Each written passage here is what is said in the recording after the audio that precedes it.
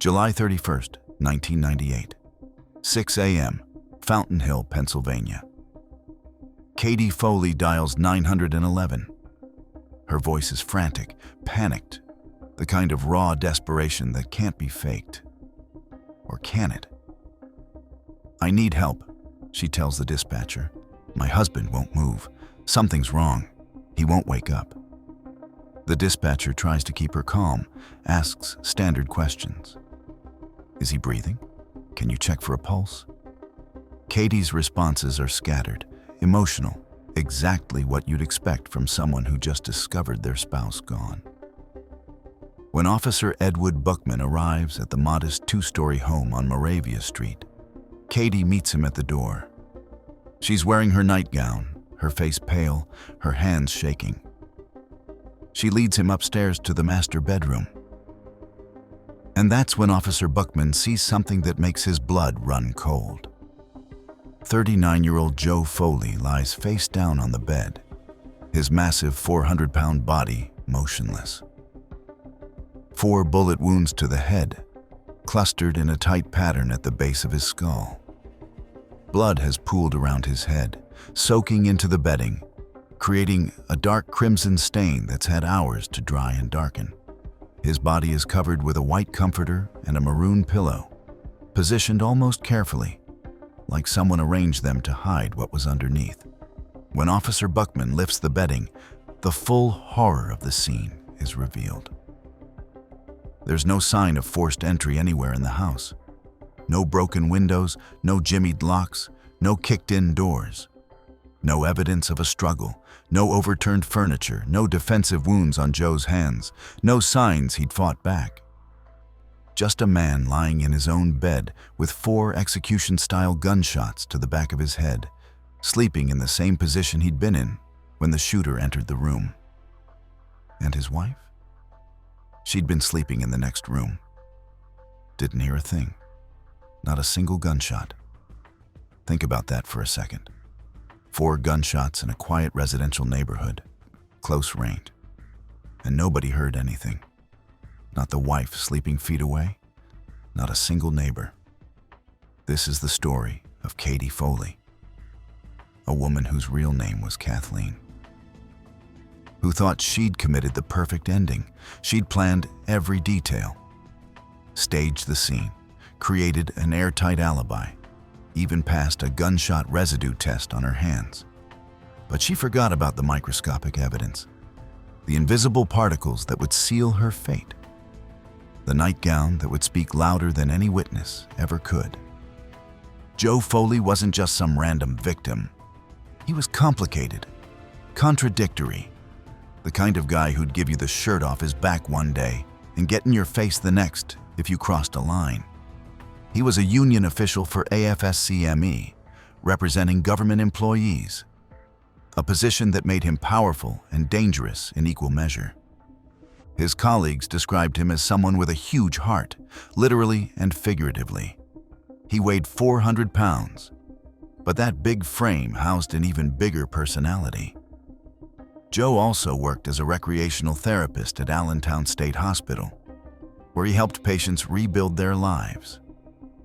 And he'd founded the local chapter of Project Children, a program that brought kids from war-torn Northern Ireland to America for summer vacations. Irish community, Catholic community. He was connected, respected, loved by many. But he'd also made enemies, serious enemies.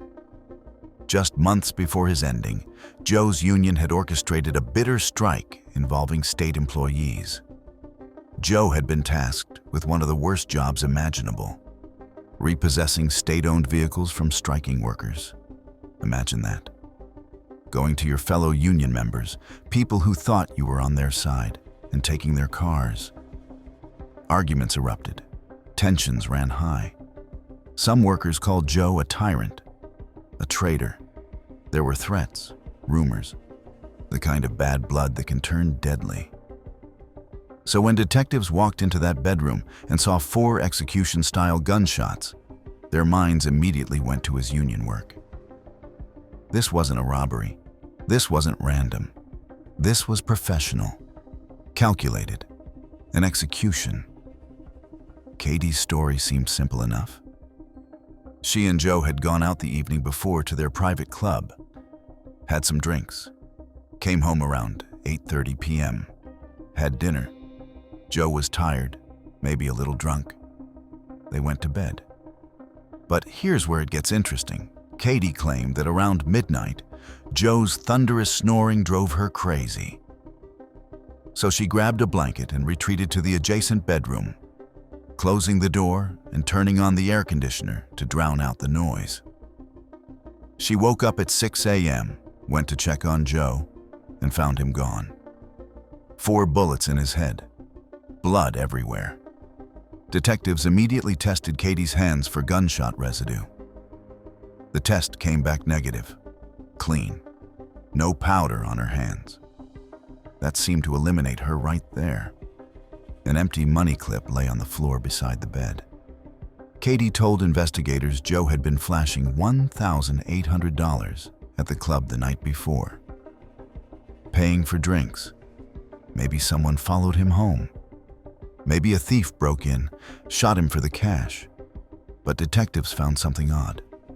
Witnesses who'd been at the club said Joe didn't have a money clip, didn't flash any cash, paid with cards or small bills. Katie was lying. The question was, what else was she lying about? Hospital colleagues started talking, and what they revealed shattered the image of the devoted wife grieving her husband. Katie had been conducting a brazen affair with George Fleming, a hospital groundskeeper. Not just some casual fling. This was an obsession. She'd cashed in a $1,177 savings bond to give George money for a down payment on a Chrysler Concord. She showered him with gifts, jewelry, expensive presents. She talked openly to coworkers about how George was the true love of her life. And Joe. She called him controlling, suffocating, an obstacle to her happiness. Here's the backstory that makes it even more complicated. In 1991, Katie had developed a cocaine habit, ran up the couple's credit cards with cash withdrawals to finance her addiction. Joe found out. After that, he kept strict control over their finances, monitored her spending, watched her social habits. From Joe's perspective, he was protecting them from financial ruin. From Katie's perspective, he was a tyrant who controlled every aspect of her life. She wanted out, wanted to be with George. But divorce meant losing the comfortable lifestyle, losing the house, dividing assets. Joe's $212,000 life insurance policy? That was Katie's ticket to freedom. But there was a problem. George Fleming wasn't exactly Romeo. He was married. And according to investigators, he was also seeing another woman on the side. Katie didn't know this. She thought George was her soulmate, her escape, her future. She was willing to end her husband's life for a man who was playing her. Detectives started digging into Katie's timeline. And it fell apart fast. She claimed Joe went to bed drunk around 8:30 p.m. That his snoring drove her to the other bedroom at midnight. That she didn't hear the gunshots because the door was closed and the air conditioner was running. But the autopsy told a different story. Forensic pathologists analyzed Joe's stomach contents. The alcohol he'd consumed at the club should have been fully absorbed by midnight if he'd really been alive that long. But there was undigested alcohol in his system. The medical examiner's conclusion: Joe Foley had been ended much closer to 10 p.m., not midnight. Not while Katie claimed to be peacefully sleeping. Then phone records revealed another devastating detail. At 10:05 p.m., someone called the Foley residence asking for Joe. Katie answered. She told the caller that Joe was too intoxicated to come to the phone. Think about that.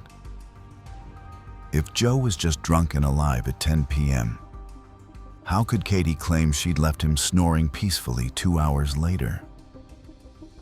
And why wouldn't she have heard gunshots that happened around 10 p.m. when she was still awake? The timeline was a lie.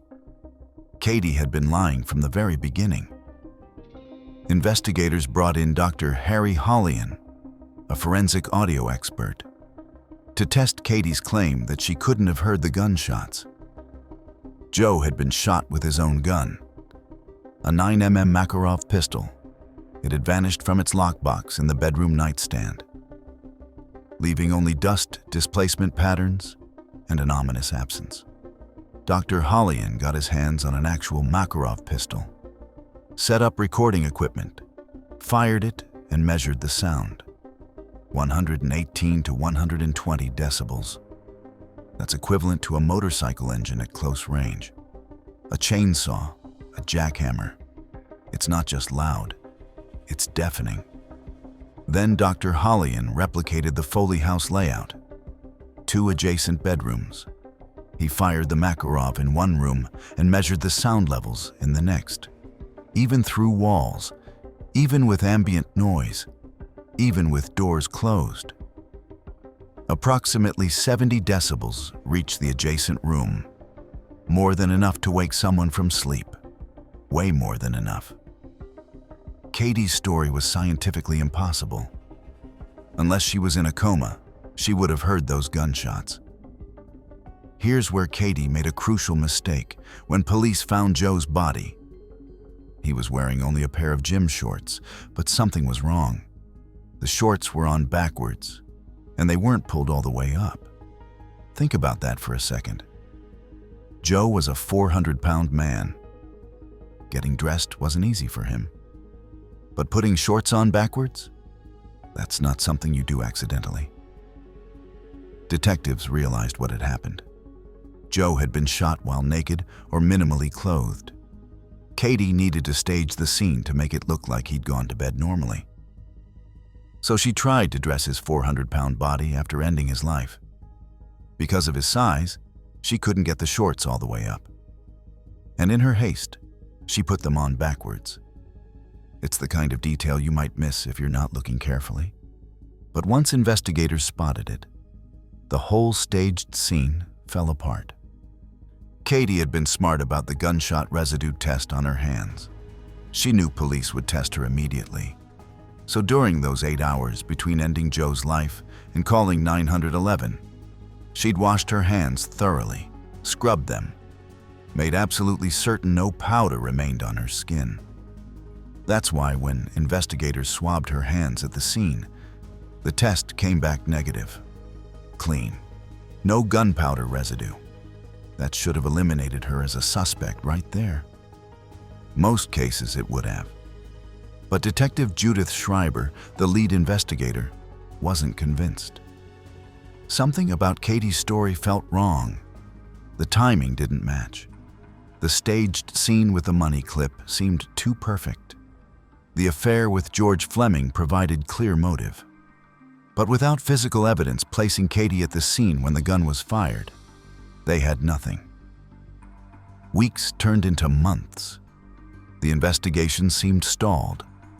Katie was living her life, free, probably thinking she'd gotten away with the perfect crime. She'd even resumed her relationship with George Fleming just 10 days after Joe's ending. But then forensic scientist Skip Schweibel decided to take another look at the clothing from the crime scene. Specifically, Katie's nightgown. When police had processed the crime scene that morning, they'd found the nightgown crumpled on the bedroom floor. It looked like Katie had taken it off before bed, exactly what you'd expect. Nothing particularly suspicious about it. Officers had bagged it as evidence along with other items from the scene. But it hadn't seemed especially important at first. Schweibel decided to examine it more closely using cutting-edge technology. He employed scanning electron microscopy, a technique that could examine materials at a molecular level. This wasn't your standard microscope. This machine could magnify objects 4,000 times, revealing details completely invisible to the naked eye. What he found changed everything. microscopic particles, thousands of them, clinging to the nightgown's fibers like tiny witnesses frozen in time. Each particle had a unique chemical signature: lead, antimony, and barium fused together. This combination doesn't exist anywhere in nature. It can only result from gunshot residue, specifically from gunpowder gases that drift backward when a gun is fired. The placement was particularly damning. Heavy concentrations on both the right and left front chest areas, exactly where gunpowder gases would settle if someone was holding a pistol while firing. Katie had worn the nightgown while shooting her husband. The backward drift of gunpowder gases had permanently marked the fabric with microscopic evidence of her guilt. Then she'd removed the nightgown and placed it strategically on the floor to suggest they'd been intimate before sleeping separately. She thought she'd been clever. Wash your hands, dispose of the weapon, create an alibi. But she didn't know about electron microscopy. Didn't know that invisible particles would betray her. Science had caught her, particle by particle. Investigators had to check George Fleming's alibi. After all, he had motive. Katie had told co-workers she wanted to leave Joe for George. Maybe they'd planned this together. But George had an airtight alibi. And here's the kicker. He'd spent the crucial hours with another girlfriend, then gone home to his wife. That's right. While Katie was ending her husband's life to be with George, George was cheating on both his wife and Katie with a third woman. Both women confirmed his whereabouts. He couldn't have been at the Foley house during the time of the ending. Katie had thrown away everything for a man who wasn't worth it, who didn't love her back, who was using her for money and gifts while maintaining relationships with multiple other women. She'd ended her husband for nothing. October 29, 1999, 15 months after Joe's ending. After 15 months of painstaking investigation, building the forensic case particle by particle, state police showed up at Katie's door at 6 a.m., arrested her, charged her with criminal homicide. She maintained her innocence throughout, claimed an unknown thief had broken in and ended Joe's life. Her defense attorney tried to point fingers everywhere. Union enemies, international terrorists connected to the Irish Children's Program, anyone but Katie. The defense even suggested the IRA might have been involved. After all, Joe worked with Northern Irish children. Maybe he'd gotten caught up in something dangerous. But prosecutors knew better. This wasn't terrorism. This wasn't union revenge. This was a wife who wanted out of her marriage without losing the money. The trial began in September 2000. For 3 weeks, prosecutors laid out their case, the audio evidence, the autopsy timeline, the staged scene with the backwards shorts, the affair with George Fleming, and most devastating of all, the nightgown with its microscopic evidence. Katie took the stand in her own defense. It was a risky move. Defense attorneys usually advise against it. But Katie insisted. She wanted the jury to see her, hear her, believe her. She spent 6 hours testifying over 2 days. The courtroom was packed. Joe's family filled one side, staring at her with undisguised hatred. Supporters she'd somehow maintained sat on the other side, though their numbers were thin. Katie was theatrical in her emotions.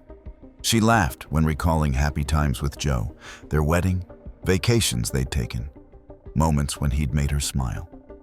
She cried when describing the kind person he was, how much he loved helping people, his work with Irish children.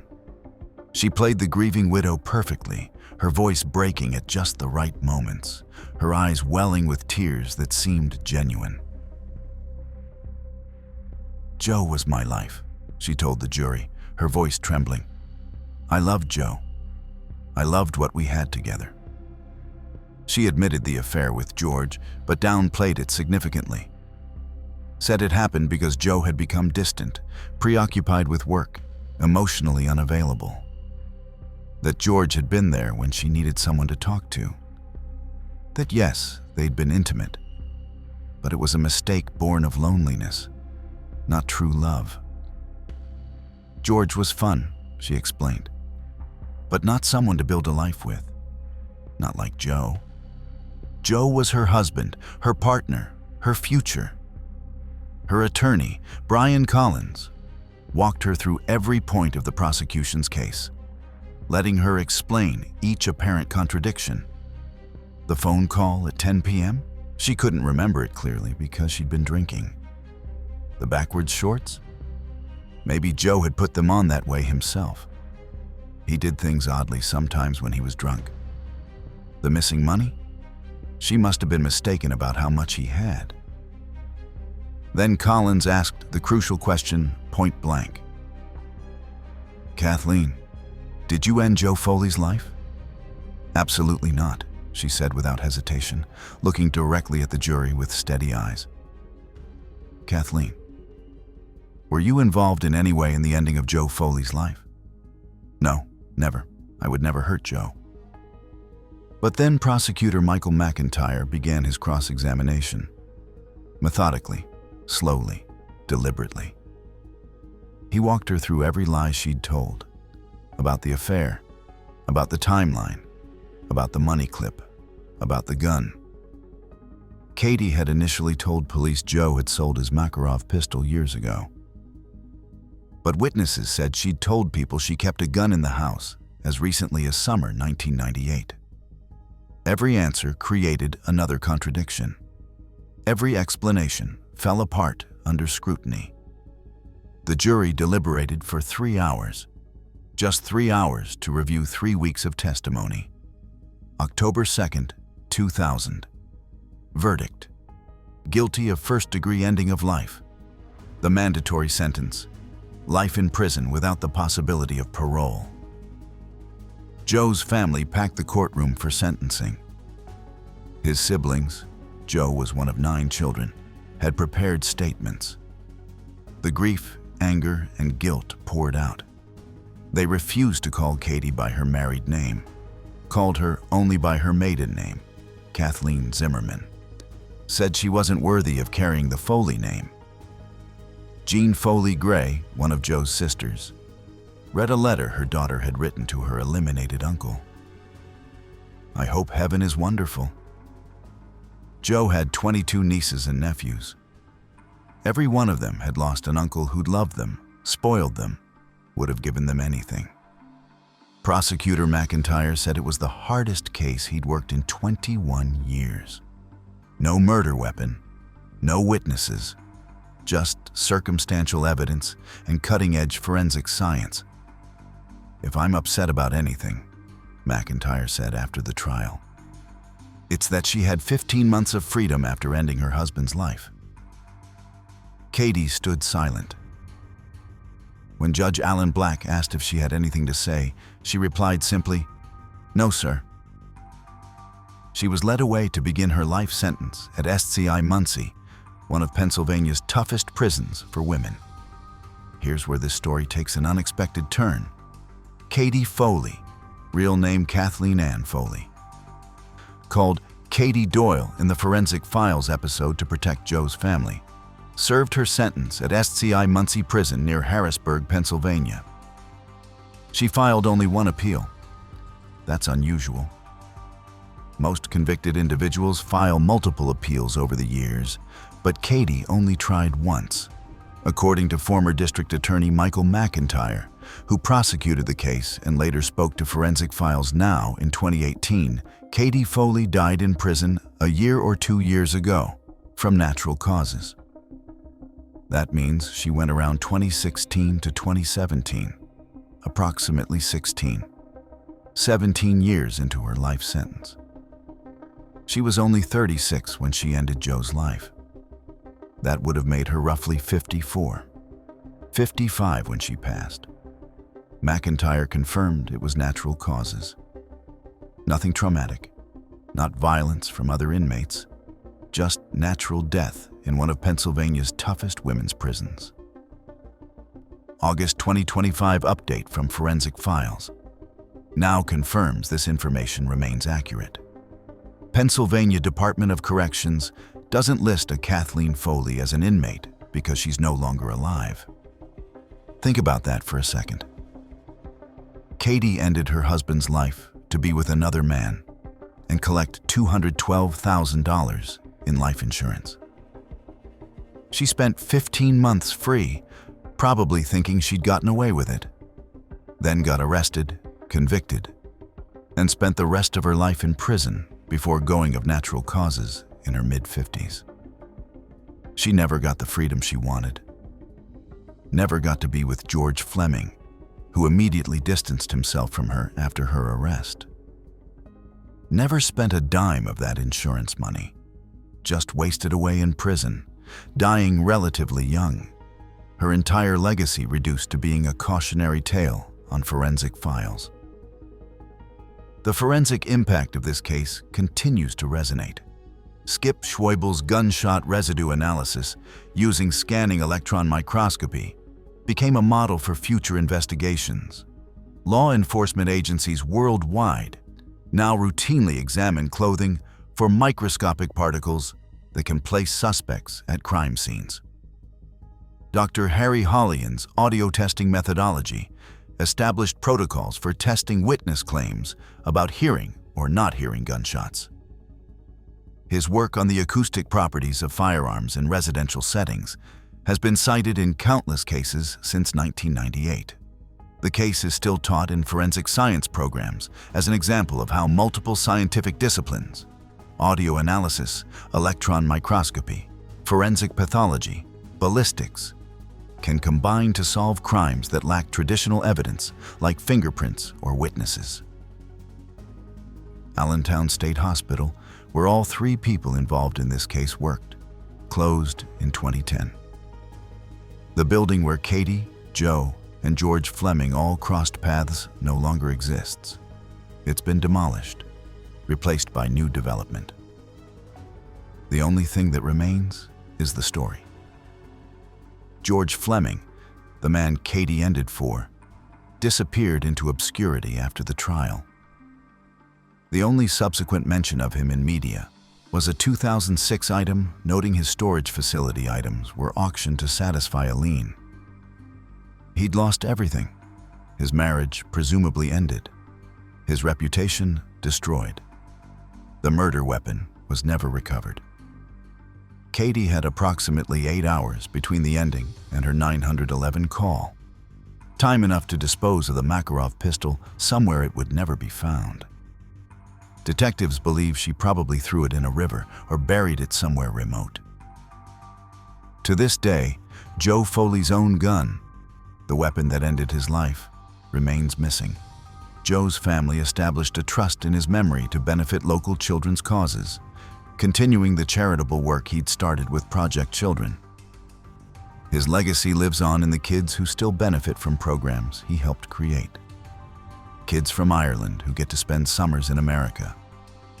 Kids who never knew Joe Foley, but whose lives are better because of what he built. Here's what makes this case so haunting. Katie Foley wasn't some monster who looked evil. She worked as a psychiatric aide, helping people with mental health issues. She had friends, co-workers who liked her, a normal life. But underneath that normal exterior, she was capable of something most people can't even imagine. Walking into a bedroom where your husband of 9 years is sleeping. Taking his own gun from the nightstand, standing over him, firing 4 shots into the back of his head at point-blank range, watching him pass, then spending the next 8 hours staging the scene, disposing of evidence, constructing an alibi.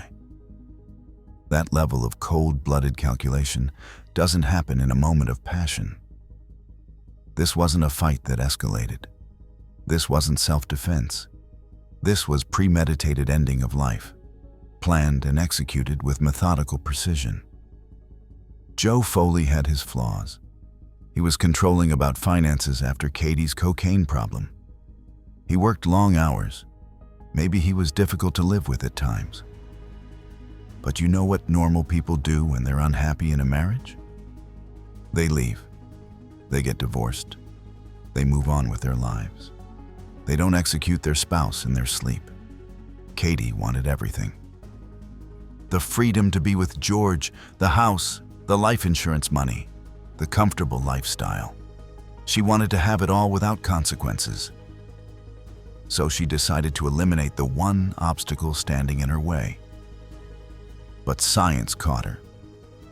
Not traditional detective work, though that played a role. Not witnesses or confessions. Science. Microscopic particles invisible to the naked eye. Audio analysis that proved her story was impossible. Autopsy findings that destroyed her timeline. Physical evidence that revealed her staged crime scene. The nightgown she thought would establish her innocence became the instrument of her conviction. The invisible cloud of gunpowder residue that drifted backward as she fired 4 shots had permanently marked the fabric. Each microscopic particle was a tiny witness, testifying against her in a language only electron microscopes could translate. Katie forgot that in the modern age of forensic investigation, there's no such thing as the perfect crime. You can wash your hands. You can dispose of weapons. You can construct alibis and stage crime scenes. But you can't wash away particles at the molecular level. You can't fake audio evidence. You can't change the rate at which your victim's body metabolizes alcohol. You can't remember to put shorts on correctly when you're trying to dress a body after ending its life. The smallest details become the loudest witnesses. And Katie Foley learned that lesson too late, in a prison cell at SCI Muncie, where she spent her final years before her death from natural causes.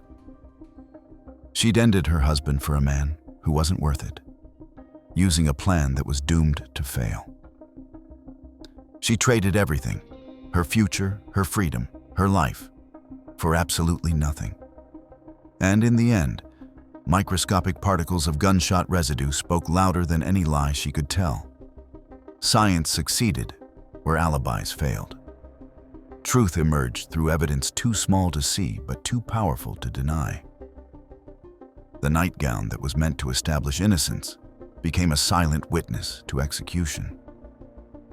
Katie Foley's perfect crime unraveled particle by particle, decibel by decibel, proving that even the most carefully planned endings leave invisible trails of guilt that eventually lead back to the one person who thought they could get away with it.